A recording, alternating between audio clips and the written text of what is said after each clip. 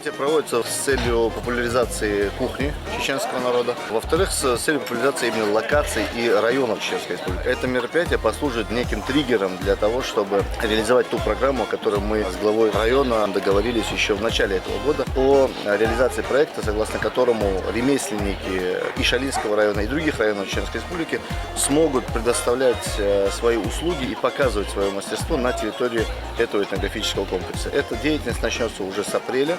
Ремесленники определили те дома, в которых будет регулярно показываться мастерство наших ремесленников.